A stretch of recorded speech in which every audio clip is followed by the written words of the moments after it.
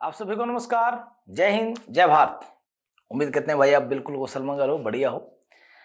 और आज आपकी दूसरी लाइव क्लास है जिसमें हमने आरआरबी एनटीपीसी के जितने भी पीवाईक्यूज हुए हैं, मतलब मैंने आपको कल वाली क्लास में वादा किया था कि भाई 130 प्लस मॉक टेस्ट हम सोल्व करवाएंगे। और इन 130 प्लस जो मॉक टेस्ट आपके हैं, इनमें आज दूसरा ही मॉक टेस्ट हम स्टार्ट कर रहे हैं। 29 दिसंबर 2020 को हुआ था, पहली शिफ्ट में सुबह में। ठीक है, तो चलिए सर शुरू किया जाए। देखो, ये पहला क्वेश्चन आपके सामने है भाई। क्वेश्चन क्या है, ध्यान से पढ़ेंगे बिल्कुल। क्वेश्चन कह रहा है कि सर एक एग्जाम है, उसमें 55% कैंडिडेट पास हुए इंग्लिश में, 35% कैंडिडेट पास हुए मैथ में और 20% पास हुए दोनों में। अच्छा, ये वेन डायग्राम का क्वेश्चन है जो परसेंटेज में मैं हमेशा पढ़ाता हूँ। वेन डायग्राम की टाइप है ये। जैसे मान लीजिए जब ऐसा है ना, कुछ इसमें हुए, कुछ ने ये चूज किया, कुछ ने ये चूज किया और कुछ ने दोनों चूज कर लिए। इस तरह का जब भी क्वेश्चन है तो वहां पे क्या करते हैं हम लोग, हम ये कहते हैं कि ठीक है सर, जहां पे बोथ वाला केस होगा ना उसको हम पिक करेंगे। कौन से वाले केस को पिक करेंगे? बोथ वाले केस को पिक करेंगे। मैं कहूंगा ठीक है सर, ये मैथ हो गया, यहाँ पे इंग्लिश हो गया। अब कह रहा बोथ वाला केस कौन सा, कि 20% ना दोनों में पास हो गए, तो 20% यहाँ लिख लो। ये लो सर, 20% ना दोनों में ही पास हुए। अकेले मैथ में कितने पास हुए? 55। अब 55 में से 20 तो जा चुका है, बोलो हाँ कितना, तो यहाँ कितना बचेगा? 35 बचेगा सर। ओनली मैथ में 35 आ गए। 35 पास हुए, सॉरी इंग्लिश में 55 थे ना, तो यहाँ पे 35 आएगा। 35 पास हुए मैथ में सिर्फ, तो यहाँ पे 20 आ चुका है, यहाँ पे 15 आ जाएगा। तो अब ये देखो, मैथ में, इंग्लिश में और दोनों में, अब इन तीनों को मिला दोगे तो 35, 15, 50 और 20, 70, यानी कि 70% कैंडिडेट पास वाले हैं, सिर्फ पास वाले हैं 70% कैंडिडेट। फिर कह रहा है total number of failed candidate, fail जो हुए 1200 है। अच्छा, 70% पास हुए तो फेल कितने हो गए? 30%। 30% की वैल्यू अगर 1200 है तो 1% की वैल्यू क्या आएगी? 3 चौके 12, 40। तो 100% की वैल्यू क्या आएगी? 4000 आएगी। आई बात समझ में? तो ये पहला क्वेश्चन आपका है। 1% की वैल्यू आज 100% की वैल्यू आ जाएगी 4000, यानी कि 4000 कैंडिडेट ऐसे हैं जो सर टोटल एग्जाम में बैठे थे। ठीक है बेटा, क्वेश्चन नंबर 2 पे जिक्र करते हैं सर। बड़ा आसान सा क्वेश्चन है। कह रहा है सर, दो संख्याओं के एलसीएम और एचसीएफ का योग और अंतर 369 और 351 है। एक संख्या 72 है सर। अच्छा देखो ध्यान से, अब यही चीज है भाई, 72 और 70, ये जैसे ऑप्शन आपको दिख रहे हैं, मैं आपको सीधी सीधी बात बताऊं। अब आपको ना ऑप्शन से उठाना है क्वेश्चन को, अपनी तरफ से दिमाग नहीं लगाना है ज्यादा। अब आप कोई भी ऑप्शन उठा ले, मैं कहता हूं सर 75 अगर उठाएंगे, देखो 85 और 72 में तो कॉमन ही नहीं है कुछ। ठीक है, तो आप अगर ये कहो इनका एलसीएम क्या होगा तो 72 इंटू 85 होगा, वो तो बहुत ज्यादा हो गया, तो 85 वाला ऑप्शन तो यहीं खत्म होता है। ठीक है, 75 वाला ऑप्शन में पकड़ता हूं, उसमें 3 कॉमन है। 3 कॉमन उठाऊंगा तो मैं कहूंगा 3 अगर कॉमन उठाऊंगा तो 75 और 24 की गुना वो भी 369 से कहीं ज्यादा चली जाएगी, यानी कि एलसीएम ही बहुत ज्यादा हो जाएगा, जोड़ तो बहुत दूर की बात है। 75 भी रहा। 90 उठाता हूं तो 72 और 90 में एचसीएफ होगा 18 एचसीएफ, और एलसीएम की अगर बात करूंगा तो इनमें से 18 कॉमन निकाल के 4 बचा, 360 हो गया एलसीएम। तो 360 और 18 कितना हो गया? 378, वो तो 369, तो 90 मिनट, मतलब सीधी बात है 45 ही आंसर मेरा। मैं प्रूफ भी करके दिखा देता हूं। मैं कहूँ अगर यहाँ पे मैं 90 की जगह 45 रखता हूं तो मैं क्या कहूंगा, ठीक है सर ये बताओ एचसीएफ क्या होगा? एचसीएफ होगा इनका 9, तो एचसीएफ हो गया 9 सर। और एलसीएम क्या होगा? 9 यहाँ से फेंक दिया, 5 बचा, 72 और 5 की गुना करोगे तो कितना आ जाएगा बताइए? 360 आ जाएगा। और ध्यान से देखो, 360 और 9 को जोड़ोगे तो आपका क्या आ जाएगा? 369 और 350। बात खत्म, सिंपल है सर, कोई दिक्कत नहीं। ठीक है, दूसरे तरीके से बना सकते थे, LCM plus HCF 369, LCM minus HCF 351, यहाँ से एलसीएम निकल जाता सीधा ही, काट पीट के, जो x plus y 369, x minus y 351, x की वैल्यू निकाल लो तो एलसीएम निकल जाता। तो भाई 72 के साथ दूसरी संख्या क्या होगी जिसका एलसीएम 360 होता है, वैसे भी कर सकते थे। ठीक है बेटा, क्वेश्चन नंबर 3 बहुत आसान क्वेश्चन है, ये तो कुछ है ही नहीं यार। कैसे करोगे? 62/5 माइनस, इसको काट लो सर, 9 दूनी 18, ये कितना आ गया? 16/7। ठीक है, 16/7। अच्छा, गुना वाले को साथ में लपेट ही लो, 7/5 प्लस में 5/4, ये इसको काट लो, 4 चौके 16, 5 पंजे 25, ये 4/5 हो गया, तो यहाँ लिख लो 4/5। ठीक है, इसको भी काट लो 7 से 7, ये 16/5। देखो ध्यान से देखो, 62/5 माइनस 16/5 प्लस 4/5, तो क्या आ गया 16 और 4 20, 16 और 4 20, कुछ काटने में गड़बड़ हो गई है भैया, है ना। 16/7 है ये यार, 5 नहीं है यहाँ पे, 9 किसने कर दिया भाई। अच्छा ये 7 से 7 भी कट गया बाद में जाके, ठीक ठीक, 16/7 था, गुना में 7/5 था, 7 से 7 कट गया, 16/5 आ गया माइनस का, यहाँ पे 4 चौके 16, 5 पंजे 25, ये 4/5 आ गया प्लस का, और ये प्लस का है तो यहाँ पे फिर एलसीएम कितना आएगा 5 आएगा, ठीक है। तो 62 में और 4 66, 66 में से 16 जाएगा कितना आएगा बताओ 50, तो 50/5 यानी कि 10 आंसर आपका आ जाएगा, ठीक है बेटा, सिंपल सा है, कैलकुलेशन में कोई दिक्कत नहीं आने वाली। क्वेश्चन नंबर 4 कह रहा है सर 12.5 रुपए पर वर्ग मीटर की दर से एक कमरे के फर्श में कुल लागत इतनी है। कमरे का फर्श यानी कि कमरे का एरिया, फर्श का एरिया की कुल लागत, तो एरिया कितना होगा देखो, आप सीधा बोलो 3675 को 12.5 यानी 25/2 से भाग कर दो, ये खर्च है ना, टोटल खर्च को 1 वर्ग मीटर से भाग कर दो तो टोटल वर्ग मीटर आ जाएगा, यानी कि कमरे का क्षेत्रफल आ जाएगा। तो 25 से काटोगे, 25 से 25 कितना बचा 11, 117 हो गया, 25 चौके 100, 17, 25 7 175, 147 की 2 से गुना करोगे बताओ कितना आएगा, ये आ जाएगा आपका 294। अब कह रहा भाई लंबाई और चौड़ाई का रेशियो है 2:3, तो 2:3 यानी कि 2x इंटू 3x की वैल्यू आपकी 294 है, तो यहाँ पे क्या लिखोगे 6x² 294 है सर, 6 ये कट जाएगा सर, सीधी सीधी बात है, कैसे काटोगे 6 चौके 24 और 54 आ गया, 6 9 में 54, तो x² की वैल्यू 49, तो x की वैल्यू 7 आ जाएगी, x की वैल्यू 7, तो लंबाई की 3 यूनिट है यानी 3x है, तो x की वैल्यू 7 है, 7 21 होगी लंबाई, चौड़ाई कितनी होगी 7 दूनी 14, ठीक है बेटा, सिंपल सा क्वेश्चन नोट कर लेंगे एक बार, बिल्कुल साधारण क्वेश्चन है भाई। ये देखो ये तो बड़ा आसान क्वेश्चन है, आज के बाद आपको कभी भी ऐसे टेबल लिखी मिल जाए ना, साइन की या कोस की, साइन 20 साइन 40 साइन 80 ऐसे करके, मतलब जितने भी आपको दिखे लाइन से टेबल दिखे 3 4 5 6 7 8 जितने भी दिखे, बस याद रखना वहां पे 90 या 0 का केस ना हो, क्योंकि 90 या 0 पे ना वैल्यू थोड़ी चेंज हो जाती है, ठीक है। बाकी ऐसे टेबल दिखेगी तो क्या करोगे, कितने लोग दिख रहे 1 2 3, तो लिखोगे 1/2 की पावर 3, बस बात खत्म, 3 लोग है तो 1/2 की पावर 3, यहाँ पे कोस 100 होता तो 1/2 की पावर 4, कोस 120 होता 1/2 की पावर 5, खटाखट मारते चलते कोई दिक्कत नहीं, ठीक है बेटा, पक्का नॉर्मल चीज। 1/2 की पावर 3 कितना होगा 1/8।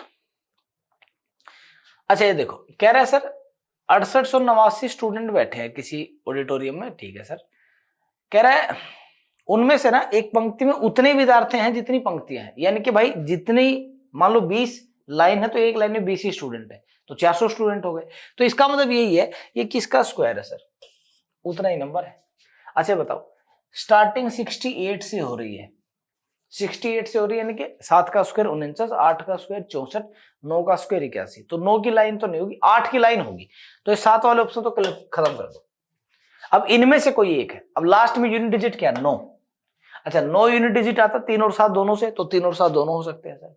अब कैसे चेक करते हैं, 8 का स्क्वायर 64, 9 का स्क्वायर 81, ये 64 के पास है क्या 81 के पास, आप कहोगे सर 64 के पास है, 64 और 4 68, 81 तो बहुत दूर है, तो 81 से दूर है मतलब बड़े वाला डाटा नहीं होगा छोटे वाला डाटा होगा, दैट्स इट।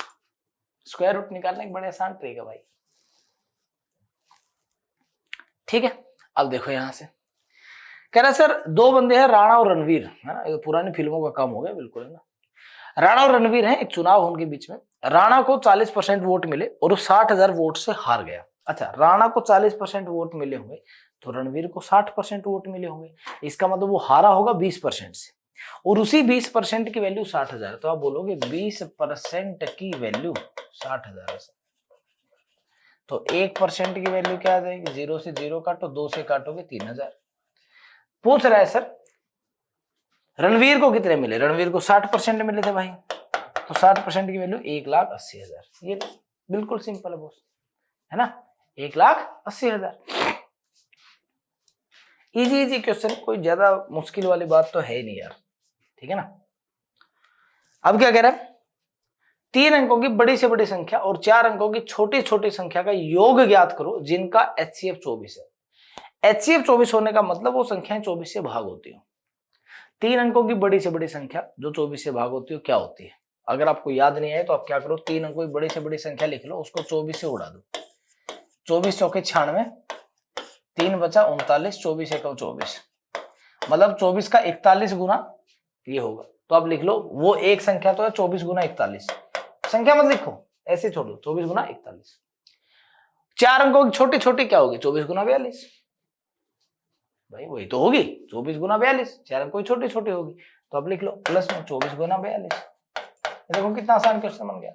योग ज्ञात करना है, कॉमन निकाल लो 24, 24 कॉमन निकालोगे, अंदर क्या बचेगा 41 प्लस 42, 41 प्लस 42 कितना होगा 83, 24 गुना 83 गुना कर दो, आंसर आ जाएगा सर, दैट्स इट, हो गया, इतना ही है, ज्यादा कुछ है नहीं सर, है ना। 24 गुना 83 में लास्ट में 2 आएगा, तो या तो ये होगा या ये होगा, ये दोनों तो वैसे भी नहीं होने वाले, ठीक है बॉस, ओके। ये देखो इतना आसान क्वेश्चन, मतलब बार बार पढ़ा हुआ क्वेश्चन, कह रहा है 8 टेबल का कॉस्ट प्राइस 5 टेबल के सेलिंग प्राइस के बराबर है, तो सीपी अपॉन एसपी का रेशियो क्या आ गया 5/8 आ गया, यानी कि किसी भी आर्टिकल का टेबल का सीपी 5 रुपए है, एसपी 8 रुपए है, 3 रुपए कमाए होंगे, इसका मतलब अगर ज्यादा है तो 3 रुपए कमाए, 3 रुपए कमाए 5 रुपए पे, तो 3/5 का फ्रैक्शन क्या होता है 60%, तो भाई प्रॉफिट कितना हो गया 60% हो गया, बिल्कुल सिंपल क्वेश्चन है, हाँ क्या ना, प्रॉफिट कितना हो गया 60%। अब देखो आगे, अब कह रहा है सर कोई धनराशि है, चक्रवर्ती ब्याज की दर से 2 वर्ष में हो जाती है 12,100, यानी कि 2 वर्ष में 12,100, 3 वर्ष में 13,310 हो गई। अच्छा, चक्रवर्ती ब्याज यानी कंपाउंड इंटरेस्ट में खास बात ये होती है कि जो दूसरे साल का अमाउंट है वो तीसरे साल के लिए प्रिंसिपल की तरह काम करता है। तो आप ये कहोगे कि सर 12,100 रुपए ना एक साल में 13,310 हो गए, एक ही साल में, क्योंकि दूसरे तीसरा साल एक ही साल तो हुआ, तो आप बोलोगे principal 1 plus r upon 100 power t, t यानी कि एक साल इक्वल टू 13,310, 0 से 0 कट गई, 1 प्लस आर अपॉन 100 की वैल्यू क्या आ गई 1331 बटे 1210। अब ये पूछ रहा है भाई काट लो जो कटना है, 121 से 1331 सीधा 11 पे कट जाएगा, तो r अपॉन 100 की वैल्यू क्या आ जाएगी 11/10 माइनस 1, यानी कि 1/10, 1/10 r/100 के बराबर है, यहां से कट के r की वैल्यू 10% आ जाएगी, बात खत्म सर। आई बात समझ में, कोई दिक्कत तो नहीं, पक्का सिंपल सा बेटा, नोट करेंगे जल्दी से, मैं तब तक एक घूंट पानी पी लूं भाई।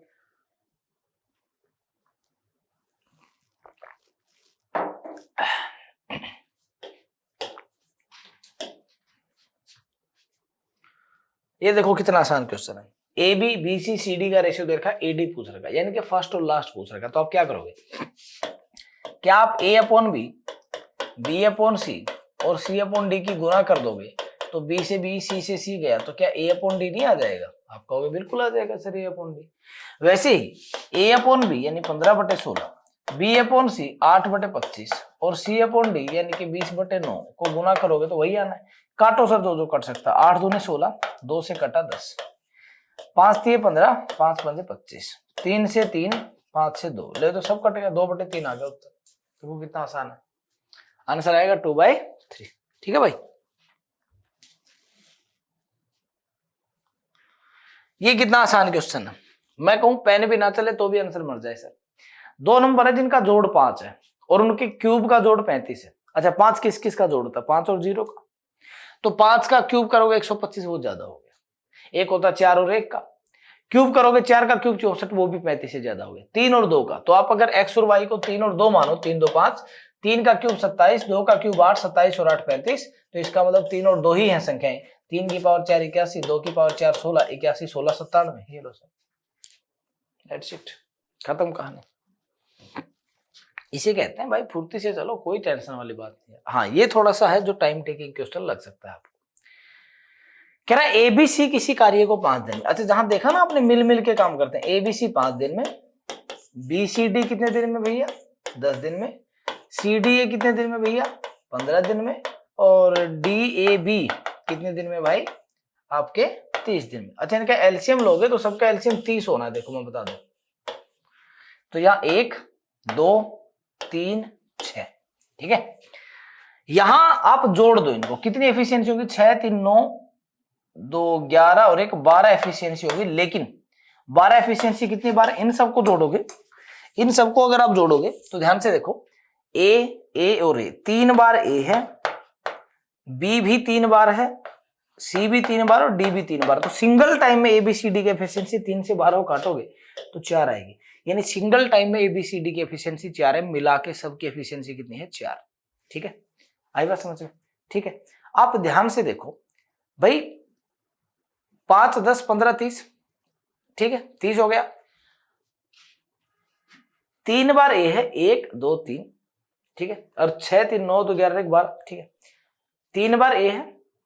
इसका मतलब कोई व्यक्ति इनमें से काम बिगाड़ने वाला भी है साथ में, मैं पहले बता दूं। देखो एबीसी की एफिशिएंसी 4 है, चारों की मिला के 4 है, यानी कि डी है जो काम बिगाड़ने वाला आदमी है, मुझे लग रहा है। ठीक है, खैर बाकी आगे चलते हैं। तो कह रहा है सर एबीसीडी मिलके कितने दिन में करेंगे? तो 4 एफिशिएंसी है, 30 काम है, तो 30 काम को 4 एफिशिएंसी से करेंगे, 30/4 7.5 आ जाएगा सर, ये लो। ठीक है, सिंपल सी कहानी है यार, कुछ भी तो क्वेश्चन नहीं है। ठीक है भैया,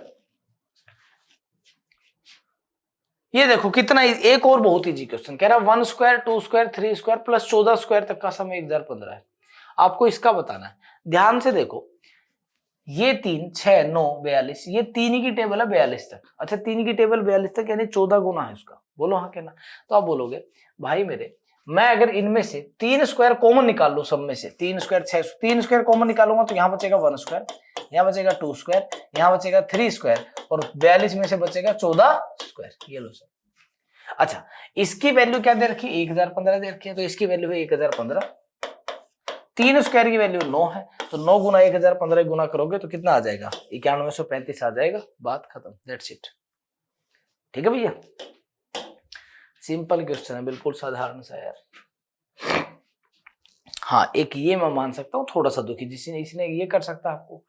एबीसीडी एक वर्ग है, ये लो सर, एबीसीडी एक वर्ग है, ले लिया एबीसीडी वर्ग, लिख लो भाई एबीसीडी।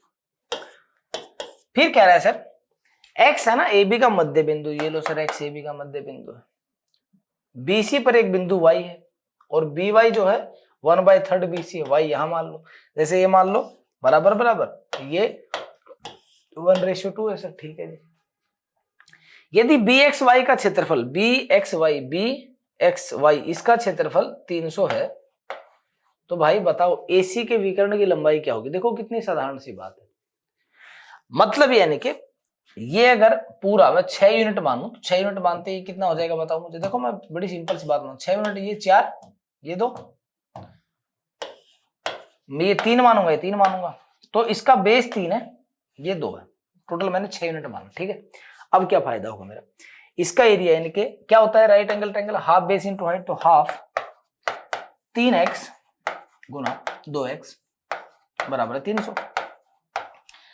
2 से 2 काटोगे, 3 से 100 काटोगे तो x स्क्वायर की वैल्यू 100 आ गई, तो x की वैल्यू आ गई 10। x की वैल्यू 10 आने का मतलब ये 30, ये भी 30, ये 20, ये 40, यानी कि ये 60, ये भी 60 और ये 60 है, तो भाई मेरे इसका डायगोनल होगा 60√2, यानी कि स्क्वायर की साइड अगर a होती है तो स्क्वायर का डायगोनल होता है a√2, तो 60√2 आ गया। ये लो सर, कहानी खत्म, 60√2 आ गया, आंसर छुट्टी। सिंपल है, ज्यादा टेंशन नहीं लेनी है।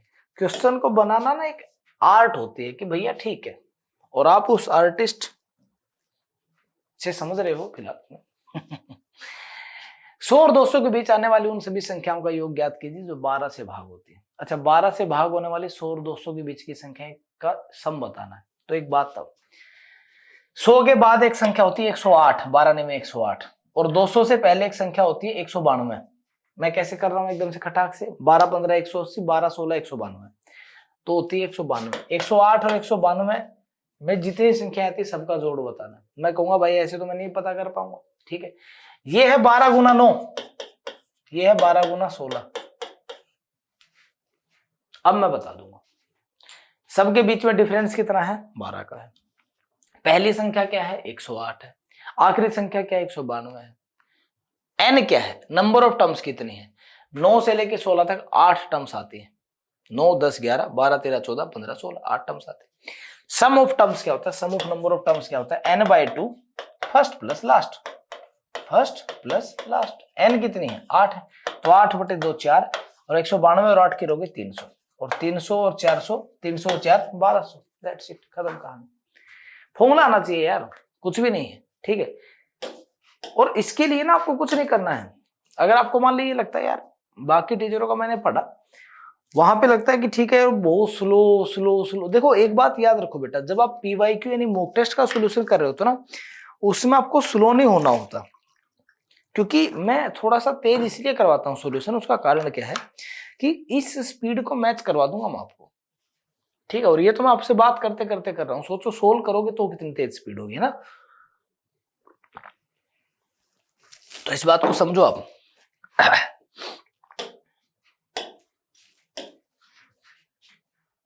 ये देखो एक और क्वेश्चन क्या कह रहा है, रूट 150 रूट 54 माइनस रूट 24, इन सब में कुछ ना कुछ कॉमन होगा सर।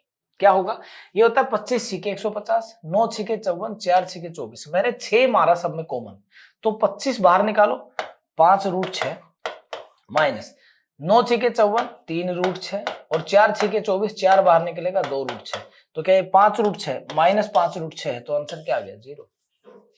सिंपल सी कहानी भाई।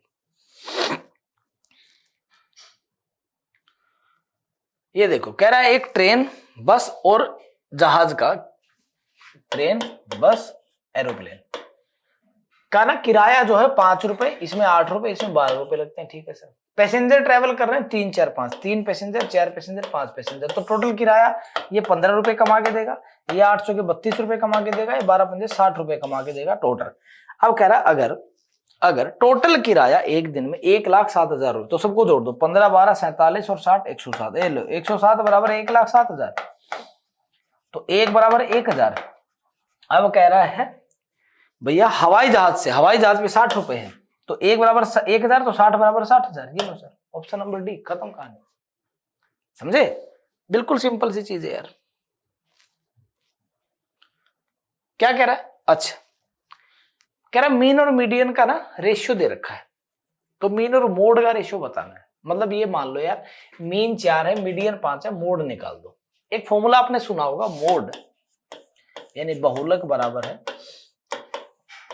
3 मीडियन माइनस 2 मीन, ये होता है ना भाई। तो मीन मीडियन 4 5, मीडियन 5 है, 5 3 15 माइनस मीन 4 4 दूनी 8, तो मोड आ गया 7, मोड आ गया 7। अब कह रहा है मीन का और मोड का, मीन कितना है 4, मोड है 7, 4 7, ये लो सर खत्म हो गई कहानी। कुछ भी नहीं है भाई, सीधा फॉर्मूला होता है 3 मीडियन माइनस 2 मीन, मोड का फॉर्मूला होता है, ठीक है जी। अब मतलब इसमें मैं क्या ही सिखा दूंगा आपको, कुछ नहीं सिखाने का, इसमें कुछ भी नहीं है यार। अब देखो क्या कह रहा है, कह रहा है 25 मीटर ऊंची एक चट्टान है, ये लो सर, इसके शीर्ष से मीनार के शीर्ष का उन्नयन कोण यानी ऊपर मीनार है, ये पूरी शीर्ष का उन्नयन कोण मीनार के पद बिंदु के अवनमन कोण के बराबर है, यानी कि ये एंगल थीटा, ये एंगल थीटा के बराबर है। अच्छा मुझे एक बात बताओ, इतना तो आप जानते हो, अगर इस पॉइंट से इस लाइन पे कोई लाइन डल रही है और वहां एंगल बराबर है, तो इसका मतलब ये साइड बराबर होंगी, सीधी बात है। तो ये 25 है, तो ये भी 25 हो गए सर, 25 25 50, यही पूछा है आपसे, खत्म हो गया, दैट्स छुट्टी। नॉर्मल चीज है यार। ये देखो क्या कह रहा है 2x प्लस 5y 12 है, एक्स वाई की वैल्यू 2 है। भाई मैं एक बात बताऊं, एक्स वाई की वैल्यू 2, 2 किस किस की गुना होती है, 2 गुना 1 की गुना ही 2 होती है भाई। तो x की वैल्यू अगर 2 मानोगे और y की वैल्यू 1 मानोगे, 2 दूनी 4 और 1 5, 4 5 9 होता है, 12 नहीं होता। y की वैल्यू 2 मानो, x की वैल्यू 1 मानो, तो x की वैल्यू 1 2, y की वैल्यू 2 5 दूनी 10 12 हो गया, यानी कि x की वैल्यू 1 है, y की वैल्यू 2 है, यही सत्य है। x की वैल्यू 1 होगी तो यहाँ पे चाहता मैं फॉर्मूला लगा लेता, लेकिन मुझे जरूरत नहीं पड़ी। x की वैल्यू 1 है तो 8, y की वैल्यू 2 है, 2 का क्यूब 8, 125 गुना 8 कितना होता है बताओ, 125 गुना 8 कितना होता है, 1000 होता है भाई, 1000 और 8 1008, दैट्स इट। वरना 2x प्लस 5y के होल क्यूब करते तो भी निकल जाता, ठीक है जी, ओके। कह रहा है एक ट्रेन है ना बेंगलोर से 80 किलोमीटर की स्पीड से निकली मुंबई के लिए, ठीक है सर। 1 घंटे बाद एक और रेलगाड़ी निकली 100 की स्पीड से बेंगलोर से मुंबई के लिए, तो क्या दूसरी रेलगाड़ी पहली रेलगाड़ी को कितने घंटे बाद पकड़ लेगी। ध्यान से देखो 1 घंटे तक सिर्फ पहली ट्रेन चली है, तो वो 80 किलोमीटर आगे भागी, अब दोनों चल रही है क्योंकि अब दूसरी भी स्टार्ट हो गई। अब ये कहो कि ये जो बीच का डिस्टेंस है ना, यही कवर करना है बस, इसकी स्पीड 80, इसकी स्पीड 100, तो बीच का डिस्टेंस 20 बच गया। मतलब बीच की स्पीड जो रिलेटिव स्पीड बची वो 20 बची, सापेक्ष चाल जो बची। तो 80/20 यानी कि 4 घंटे में सर पकड़ लेगी उसको, बात खत्म। दैट्स इट, सापेक्ष चाल का फॉर्मूला होता है भाई। हो गया, ठीक है।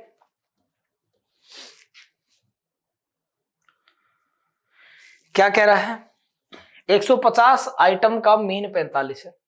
कैलकुलेशन के टाइम 2 आइटम गलती से 83 और 76 लिख दिए गए 38 और 46 की जगह।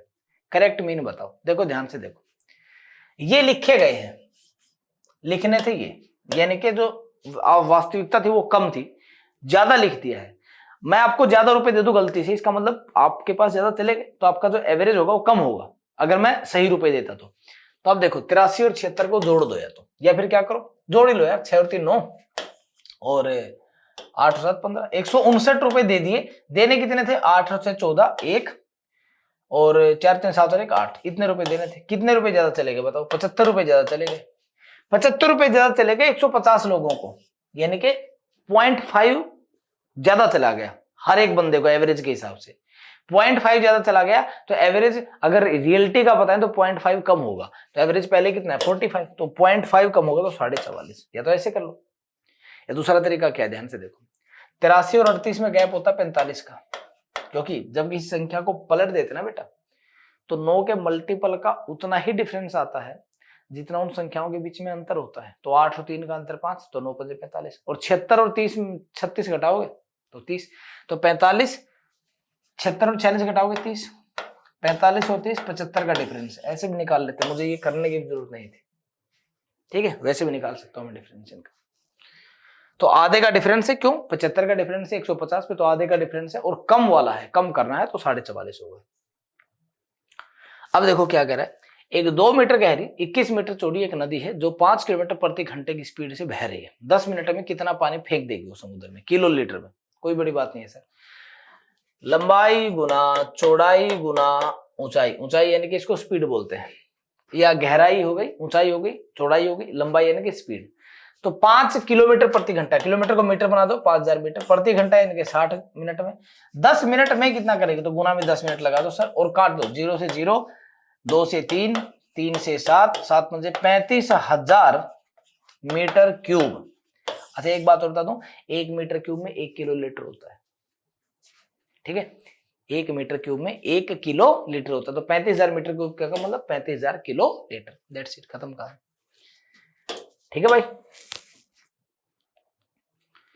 आगे क्वेश्चन क्या कह रहा है, एबीसी किसी काम को, ये लो सर, एबीसी, ए रहा, बी रहा, सी रहा। ए कर रहा है 40 दिन में, बी कर रहा है 60 दिन में, सी कर रहा है 80 दिन में। 40 60 80 का एलसीएम होता है भाई 240, 3 4 6। अब कह रहा है A left 11 days and B left 8 days before. अच्छा ये जो बिफोर वाला केस होता है ना, इसमें क्या करते हैं, जो आदमी पहले छोड़ के जाता है उसका उतने दिन का काम है ना, टोटल वर्क में ऐड करके और सबको टोटल डेज के लिए खींच लेते हैं। 11 दिन के लिए ए, तो 11 6 66। 8 दिन के लिए बी, तो 8 चौके 32, और जोड़ दो इसको, 6 और 2 8, 6 और 3 9 और 4 13, 1 348। अब 348 कार्य को ये तीनों लोग करेंगे, 6 4 10 और 3 13 मिलके, तो उड़ा दो 13, 13 दूनी 26, कितना बचा, 13 दूनी 26, कितना बचा 88, ठीक है। और बाप रे, 13 चौके 52, 13 छके 78, 88, 13 दूनी 26। यहाँ शायद काउंटिंग में कुछ, हमने काउंटिंग में कुछ तो गड़बड़ की दोस्त। 8 6 और 4 10 3 13, हाँ वही मैं सोच रहा, देख रहे हो, यहाँ पे 4 नहीं आएगा, यहाँ पे 3 आएगा, 338 आएगा। अरे रे भाई रे, 338 लिखो, अरे ठीक है, यहाँ भी 338 लिखेंगे।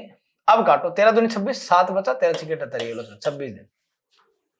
ऑप्शन में 26 है, आंसर बन जाएगा 26, ठीक है जी।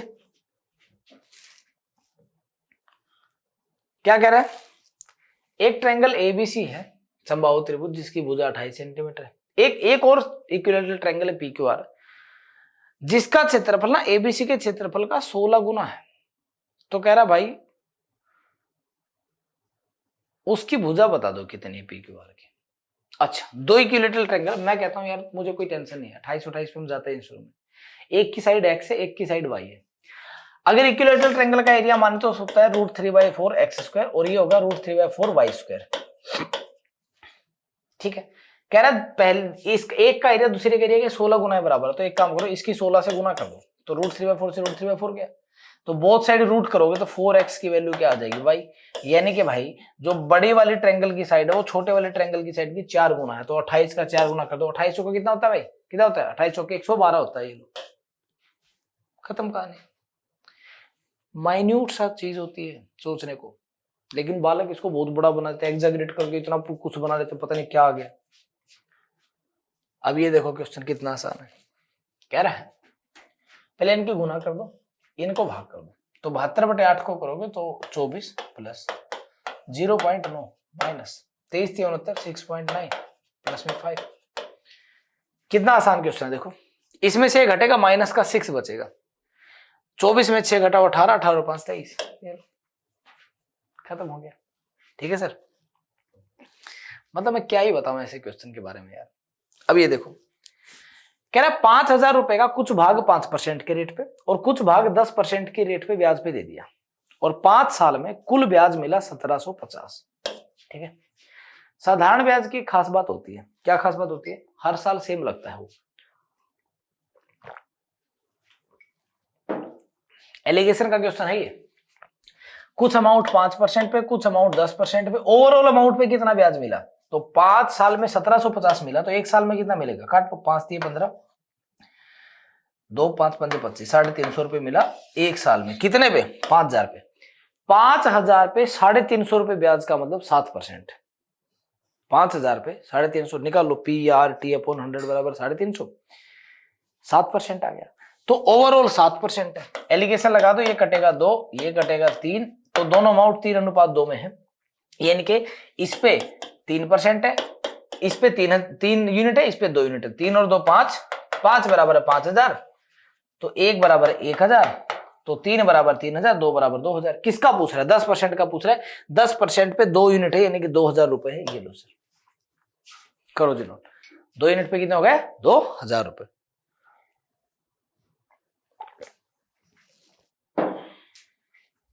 कर लेंगे, ये देखो कितना आसान क्वेश्चन है, कह रहा 4624 का रूट 68 है, मैं तो कहूँ ये ना देता तो मजा आता है ना, रूट भी निकालना पड़ता अपने को, खैर इसने दे रखा है, तो 40.24 यानी 6.8, ये क्या होगा 0.68, और वो क्या होगा वो 6, तो 3 बार आ जाएगा 0.068, कह रहा जोड़ के दे दो भाई, 8 8 और 4 14, 1 6 और 1 7 और 8 15, 1 6 और 1 7, ये लो 7.548 पहला ही ऑप्शन है। मतलब क्या ही करना है ऐसे क्वेश्चन का, तो यार कोई इलाज ही नहीं है ना, मतलब सीधा मारो खटाखट, मैं तो कहूँ ये ना देता तो मजा आता, तो हमें निकालना ही पड़ता अलग से। ये लो एक और आसान क्वेश्चन, क्या कह रहा भाई 186 में से 7 घटाओ 179 गुना, इसको घटा दे भाई 63 में से 39 घटा दे, कितना होता है बता, 63 में से 43 घटा दे 20 और 4 24 प्लस में 25/5 5 और गुना कर दो भाई, क्या कह रहा है इसकी गुना कर देंगे। अच्छा ओ हो देख लो वाह, ये होता है मामला फंसने का, 186 माइनस 7, पहले इसको गुना करना है बॉस, फंस गए थे मामला। 24 गुना 7 कितना होता है, 25 सत्ते होता है 175, तो 24 सत्ते होगा 168, तो 186 माइनस 168 प्लस में 5 कर दो भाई काम, 186 में से 168 घटेगा तो कितना आएगा 18, और 18 और 5 23, चलो सर ठीक है। तो ये था आपका आज का मॉक टेस्ट, इसी के साथ आपसे विदाई का समय हो गया है। तो बॉस ऐसा है कि ये 30 क्वेश्चन की पीडीएफ जो आपको है वो टेलीग्राम पे वैसे ही मिल जाएगी, हमारा जो टेलीग्राम चैनल है उस पर आपको मिल जाएगी पीडीएफ, कोई बड़ी बात नहीं है, गैलेक्सी क्लासेस के नाम से ही टेलीग्राम चैनल है, यूट्यूब चैनल पे तो आप है ही, ठीक है। इसी वीडियो के नीचे टेलीग्राम चैनल का लिंक दिया गया, वहां पे आप देख सकते हैं आराम से टेलीग्राम चैनल को, ठीक है। तो चलिए मिलते हैं फिर आपसे जल्दी, बहुत जल्दी, कल इसी समय, तब तक के लिए खुश रहें, तीसरी शिफ्ट लेके आएंगे कल, ठीक है सर, तब तक के लिए खुश रहें, मस्त रहें, जय हिंद।